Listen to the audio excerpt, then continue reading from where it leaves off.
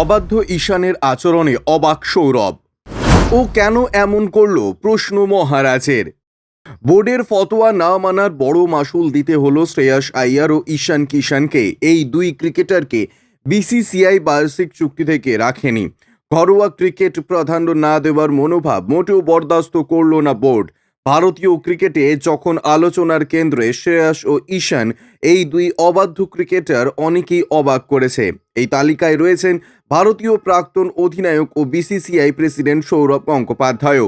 BCCI এর সিদ্ধান্তকে একদিকে যেমন সম্মান জানিয়েছেন মহারাজ, তেমনি অবাক হয়েছেন শ্রেয়াস ও ঈশানের রঞ্জিতে না খেলার জন্য। এই প্রসঙ্গে সৌরভ রেভ স্পোর্টসকে দেওয়া এক সাক্ষাৎকারে বলেন, বিসিসিআই চেয়েছিল ওরা প্রথম শ্রেণীর ক্রিকেট খেলুক। আমি অবাক হয়েছি শ্রেয়াস আইয়ার কেন রঞ্জি ট্রফিতে খেললো না। রঞ্জি ট্রফি একটা প্রিমিয়ার টুর্নামেন্ট, সেখানে না খেলার ফলে বিসিসিআই এই মুহূর্তে যেটা ভেবেছে ঠিক সেটাই করেছে। রঞ্জি ট্রফির সেমিফাইনালে মুম্বাইয়ের হয়ে খেলবে শ্রেয়াস আইয়ার, কিন্তু ঈশানের কাছে আর সেই সুযোগটাও নেই। সৌরভের কথায়, ঈশানের প্রথম শ্রেণীর ক্রিকেটে খেলা উচিত ছিল। দলের চুক্তিতে থাকাকালীন এই প্রিমিয়ার টুর্নামেন্ট ওর খেলা উচিত ছিল।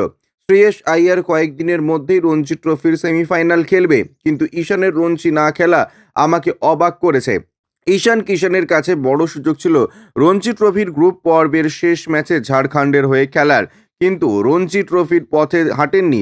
সম্প্রতি তাকে ডিওয়াই পাটিল টুর্নামেন্টে খেলতে দেখা গিয়েছিল। ক্রিকেট মহলে অনেকেই বলাবলি করছেন আইপিএল এর প্রস্তুতির জন্য ডিওয়াই পাটিল টুর্নামেন্ট খেলছেন ঈশান। সৌরভের কথায়, টিম ইন্ডিয়ার হয়ে 3 ফরম্যাটের সদস্য ও আইপিএলে ওর বড় চুক্তি রয়েছে।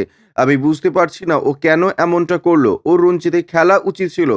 সৌরভ জানান, রঞ্জি ট্রফির পারফরমেন্সের ভিত্তিতে অনেক ক্রিকেটার ভারতীয় টিমে খেলার সুযোগ পান।